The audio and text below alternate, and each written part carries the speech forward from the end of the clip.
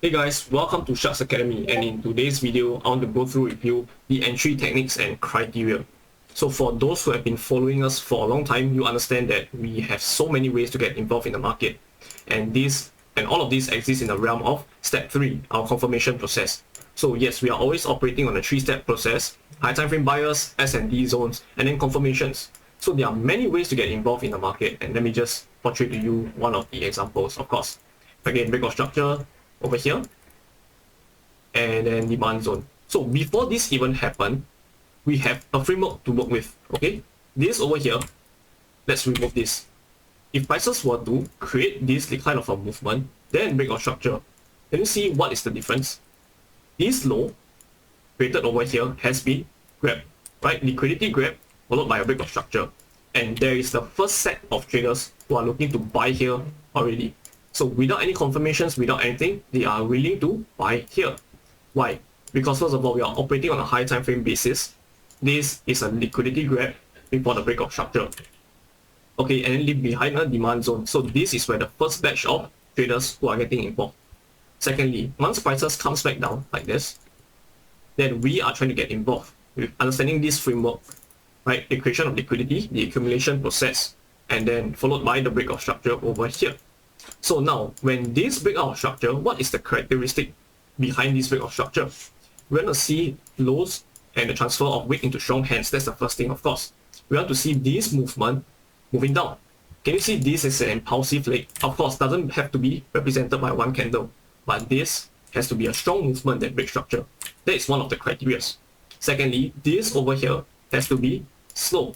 We're going to see a gradual move into your POI. And at the same time, accumulate, creating orders and liquidity above and beneath as much as possible, right? And then when this shift happens, this impulsive move has to be the same as this, right? You have to see a strong breakout of structure, because if the context is in this manner, like this, then this isn't a true break. Why? Because there are tons of liquidity lying beneath here. Can you see? Trendline liquidity and liquidity lows, which means to say that prices has the incentive to go lower before going higher. And that is why sometimes you have a breakout structure on a technical basis, but this move over here is not strong. And for traders who are waiting for a pullback into this level, gets ran. And this is why it happens. And let's remove all of this. So now, these characteristics over here has to be a strong breakout. Then where is liquidity? You don't see liquidity, right? All you see is the last sell to buy. And that is why we have our POI here. So this is where we typically look to get involved. And now, what is the difference between this movement over here versus one strong movement? Okay, there's a lot of difference. Why? Because this again creates engineered liquidity. On the way down, we want prices to grab low over here. So no doubt, we are looking to place a buy limit order over here. We want to monitor price action to see whether we have lows being induced, we have any lows being created while making its move down, right? So this is one of the ways to get involved as well. Understanding that this over here can be paired with volume. So as it pulls back, you're going to see volume decreasing, right? And volume is just another way for you to get involved. Right? Understanding that this pullback has to be of low volume, or it takes a slower time. Can you see this is, maybe it happens in 5 minutes, and this maybe happens in like 15 to 20 minutes, and that plays a part, okay? So when prices starts to make strong movement down, this is not a good entry, of course. But if prices were to somehow tap into this demand and respected it, and because you understand that you are working with a framework where you're looking for price to slowly and gradually move down, you will miss this risk entry, right? Doesn't matter. Why? Because when prices taps into demand, break structure, this is an order flow entry where we can look to buy. And again, working with the same framework, we're going to see this movement down, creating lows, and then have our limit order placed over here. And then this, look for liquidity highs. So this is another way you can get involved. Order flow entry, and don't feel afraid, right? Because based off the euro dollar chart, you understand that we have a lot of ways to get involved. All the order flow entries can be involved, right? Like this. As long as prices are continuously mitigating demand zones at the lowest of the swing point, you are valid in terms of bullish order flow. And the last way to get involved is, of course, S&D flips. And I'm pretty sure that most of you understand. We have this over here. Understanding that this is a break of structure, this is a supply zone, prices taps in, pulls back, break out of structure. At this point of time, you have two ways to get involved. One, here, this is the flip zone, correct? You have prices reacting to the supply, failed to create a lower low. Makes a pullback towards this lowest point and break structure. You can get involved here.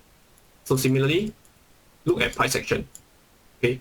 And then buy over here. This is potentially one of the ways you can get involved. Stop loss beneath this level or stop loss beneath this level.